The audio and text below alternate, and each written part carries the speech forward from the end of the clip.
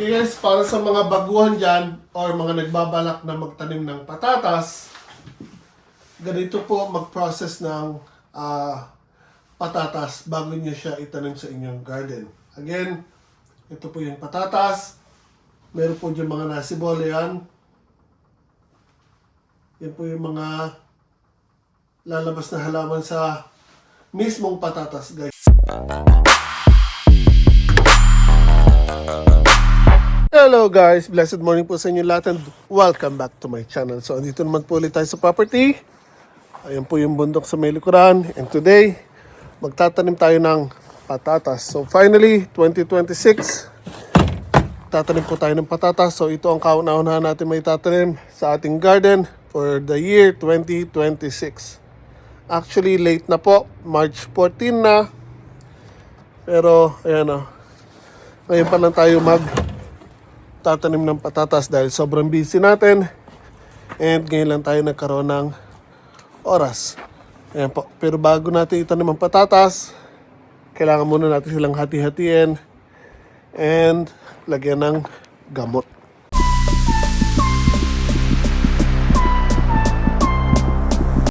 Okay guys, so tulad ng sinabi ko, tatanim tayo ng patatas and ito po actually yung mga nabili kong seedlings ng patatas. So yan po. Danshock yung pangalan niya. 3 kilo po ito. Yung isa. Ito pa yung isa. So 6 na kilo. Yung Danshock. Tapos ito pa. Red Moon.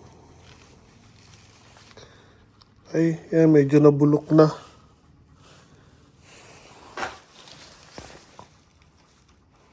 Itong isa may tama na to, nabubulok na. So matagal ko na kasi silang nabili. Ay hindi, basa lang yata yung... Ano ba ito ba? Bulok na ba o ano? Hindi ko malam kung bulok or basa lang yung box ko. So, tulad ng sabi ko, medyo matagal ko na nabili to mga ito guys. Kaya nga lang, sobrang busy po natin kaya hindi natin maasikaso. So now finally makakapagtanim na po tayo. Pero before natin itanim yan, kailangan mo natin silang i-process, i-cut, at i-dip dito sa powder na ito. Okay guys, so tulad ng sabi ko, bago tayo magtanim ng patatas or bago natin maitanim ang mga patatas natin, kailangan muna natin silang i-process. Ang ibig sabihin nun ay kailangan natin silang hati-hatiin o i-cut. So, pwede naman natin itong hindi hatiin, kaya lang sayang.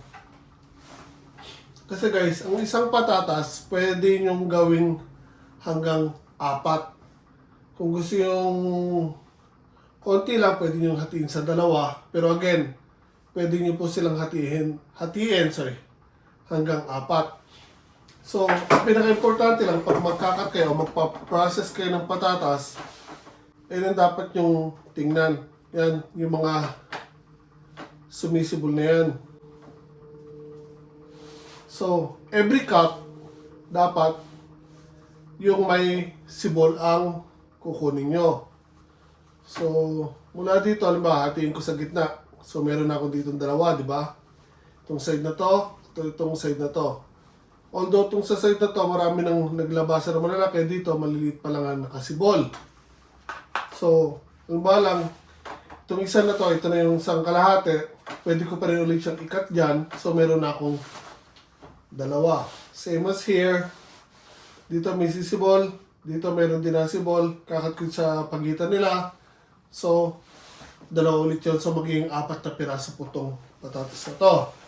Then, after that, didip natin sa powder na ito bago natin itanim. So, ang powder na ito ay makakatulong para hindi po mabulok agad itong patatas na itatanim natin. So, mas maganda yan. Halimbawa, overnight, pagka-cut nyo o isang araw bago nyo itanim, cut nyo, process nyo, then dip nyo sa powder, hayaan nyo muna siyang as is, nakatambay lang para matuyo yung sabaw or yung katas ng patatas at matuyo yung powder na idinip natin, which is that. So, now, magkakat na po tayo. For the meanwhile, ikakat lang muna natin lahat ng patatas natin. Then, after natin ikat lahat, doon lang natin siya ididip sa powder. Then, after that, doon natin itatanim sa garden bed natin. So, kahapon nga pala, nakapaglagay na ako ng plastic mulch o yung plastic cover sa garden beds. So, today, itatanim na lang natin pagkatapos natin i-process tong mga seedlings natin ng patatas. Ganito po mag-process ng patatas bago nyo siya itanim sa inyong garden. Again, ito po yung patatas. Meron po dyan mga nasibol, yan. Yan po yung mga lalabas na halaman sa mismong patatas, guys. Ito po yung tinatrima. So, ang pagpaprocess po ng patatas ay, una, titingnan nyo kung alin yung mga sumisibol or saan may mga sumisibol. Then, ikakat nyo siya. So, ito ikakat natin sa kalahati. So, mula sa isang patatas, nagkaroon na tayo ng dalawa. So, again, dito may nasibol. Dito, doon meron din sisibol. And sa side naman na to, yun, at ayun. So, pwede ko na siyang hayaan ng ganito as is, 2 piraso mula isang patatas, naging 2, or pwede ko pa rin hatiin ito hanggang sa 4 kung gusto ko talagang kadamihin. So, sa side na to, dahil may sisibol dito, meron naman nasibol dito, ikakat ko siya dito sa gitna, so magiging 2 piraso na to. And same thing here, dito may sumisibol, meron din sumisibol dito, atin ko lang siya sa pagitan. Pero ito, gagawin ko na lang dito, gagawin ko na lang 2. Hindi ko na siya gagawin 4 or hindi ko na siya aapatin pa. So, next one. Ito, split ko lang sa gitna. Yan. Ganyan lang kasimple guys mag-process ng patatas. So again, check nyo lang kung saan may mga sumisibol. So make sure lang na hatiin nyo lang siya ng equally. Kung kaya nyo gawin na ganon.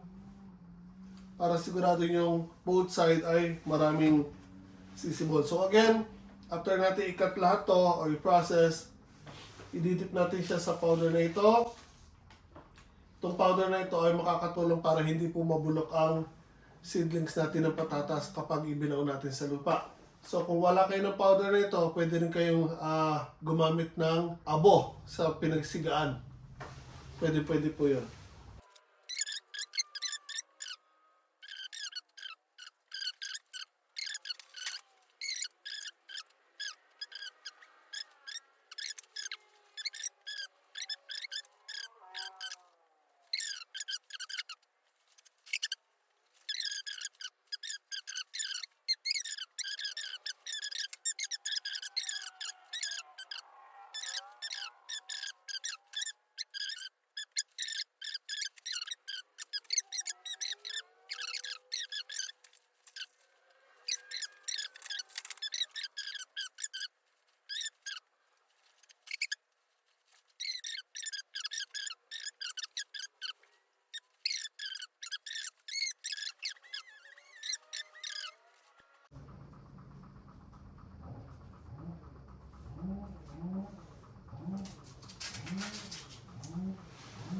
So, ang patatas, kapag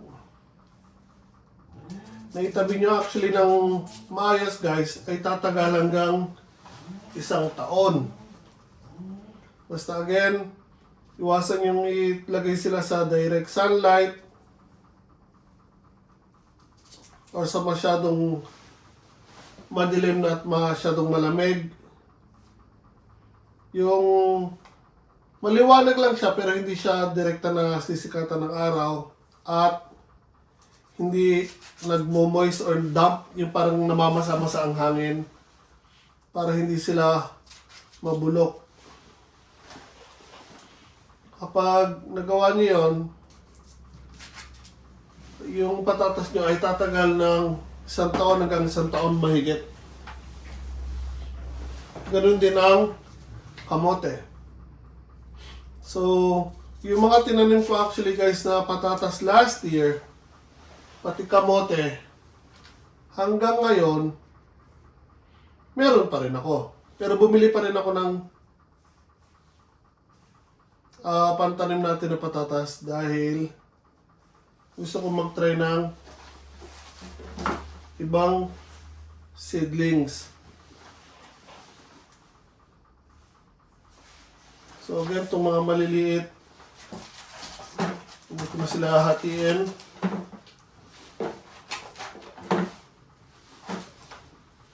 So, ito yung mga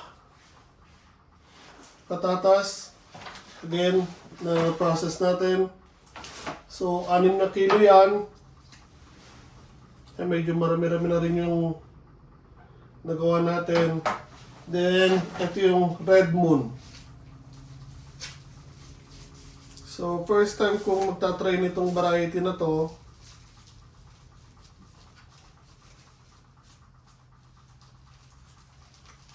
So,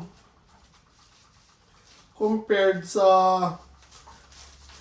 ibang red potatoes na nakikita ko, or usually nakikita ko, ibang, sa itsura pa lang guys, ibang-iba na po ito.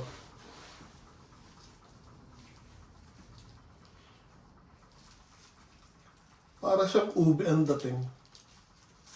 Yung sa shape ng patatas hindi sa kulay ng loob. Dahil again, first time ko pa lang magtatanim nito.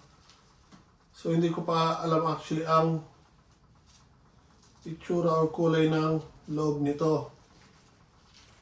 Yan, maganda po ito yung sibol.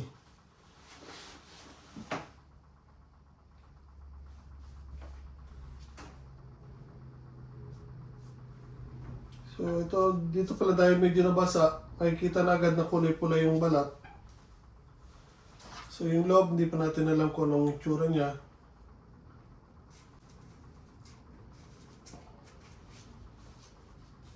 So dilaw. Dilaw yung laman niya. Pero compare dito sa dansha ko, mas dilaw pa, mas madilaw tong loob ng Red Moon.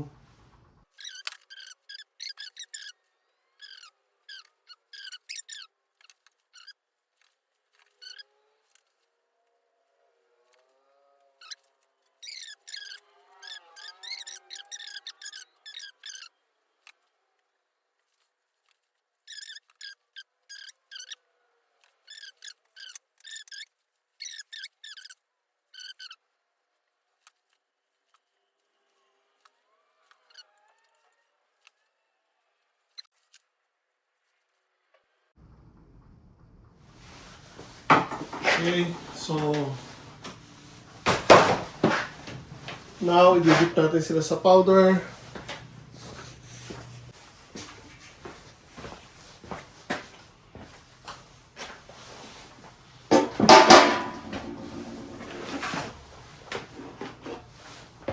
So unahin natin tong variety ng Red Moon guys.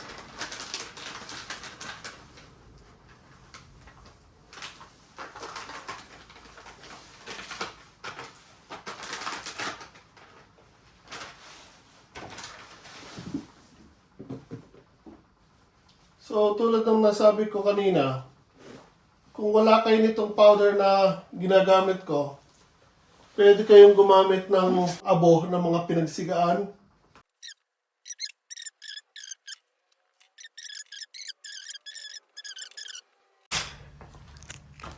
Okay guys, so ayan po, natapos na natin i-process yung mga patatas natin. So again, ito yung variety ng Danshaku. At ito naman yung Red Moon. Yung pula yung balat, pero dilaw ang loob. So now, tatanim na natin yun sa garden natin. So again, ito yung mga patatas na itatanim natin. Danshaku, tsaka Red Moon. So, pansamantala, 4 na kama lang. Pansariling gamit lang po natin yan.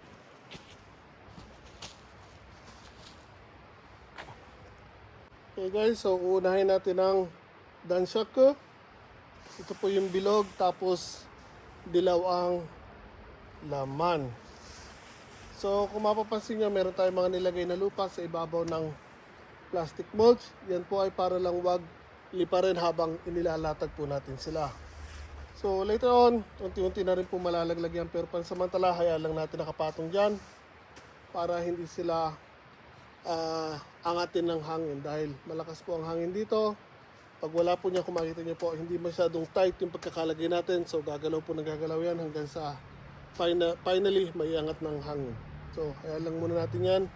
So, again, tanim tayo ng patatas. So, gagawa lang tayo ng butas dito. May nabibili actually yung pantusok para pambutas ng sakto dyan. Kaya nga lang hindi ako bumili dahil medyo may kamahalan din. So, for the meanwhile, mano-mano, gawa lang tayo ng butas guys.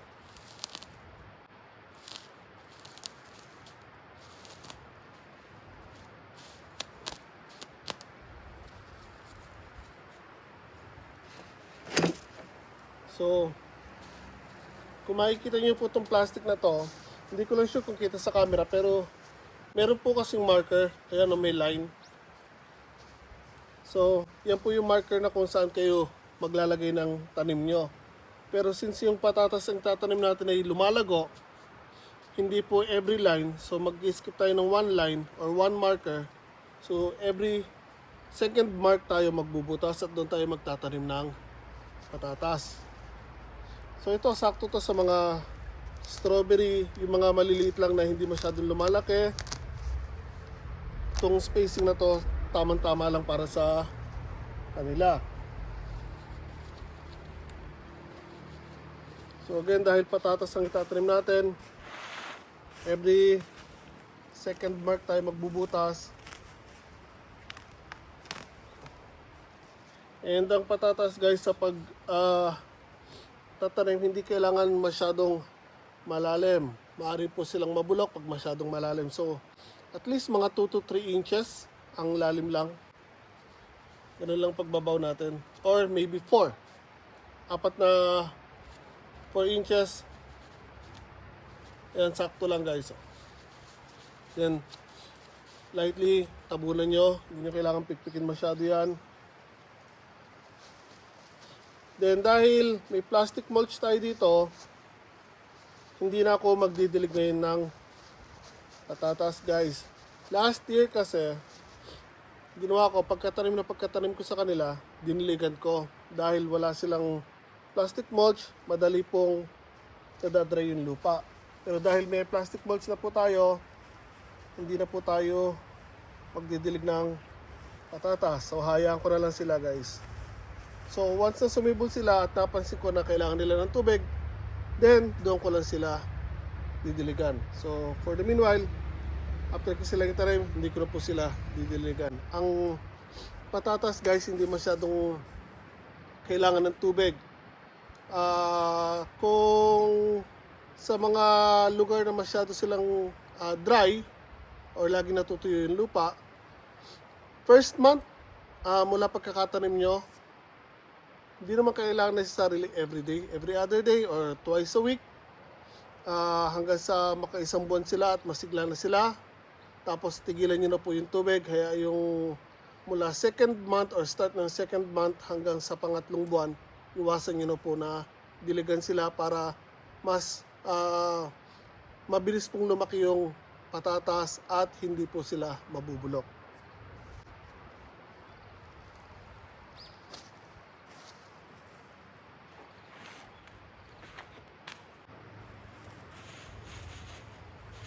So again, second line tayo magbubutas or second marker.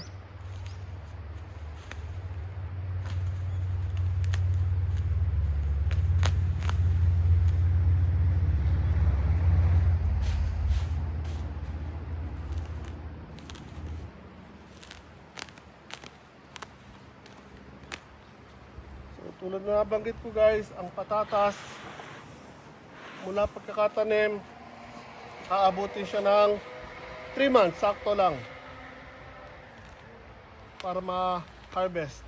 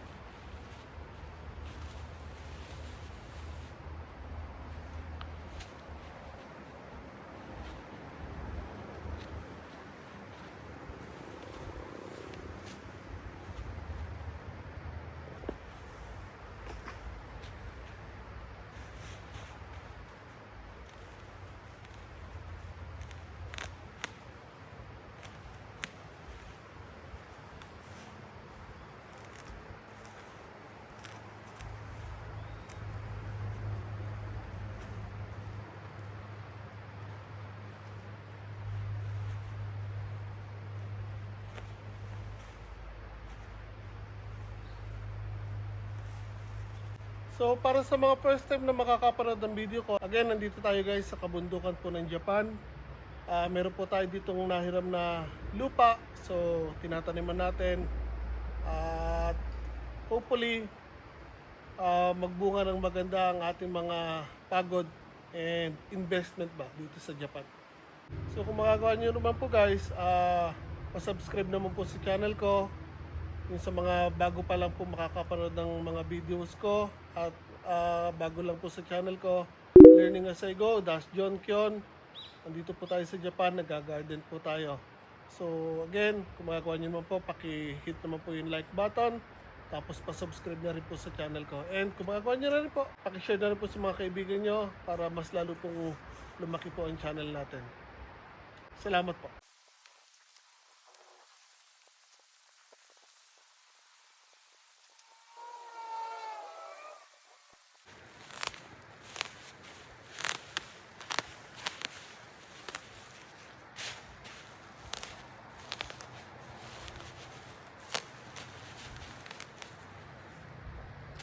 So itong mga plastic mulch guys, meron nga pala nabibili nito na may mga butas na. Pero ang binili ko yung wala pa kasi yung may butas na, itong may marker na to usually doon yung butas nila. Pero since patatas yung tatanim natin, ang gusto natin is medyo malayong spacing, kaya yung ang binili ko yung walang butas pa.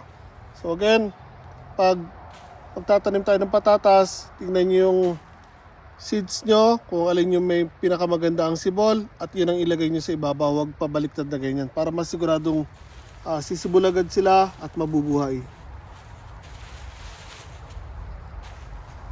Same thing sa may hati siya, you know, yung may sibol na ang ibabaw nyo. Yun ang sa ibabaw, I mean.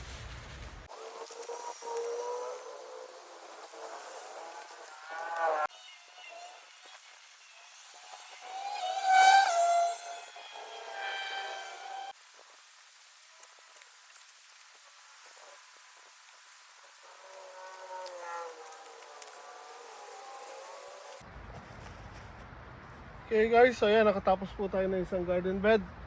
Sunod naman natin tong kabila. Okay guys, so ayan po, natapos na po tayo magtanim ng patatas. So nakatatlo tayong garden beds, napunan natin ng patatas. Tapos yung pang-apat, may natirang 7 piraso, tinanim ko na doon.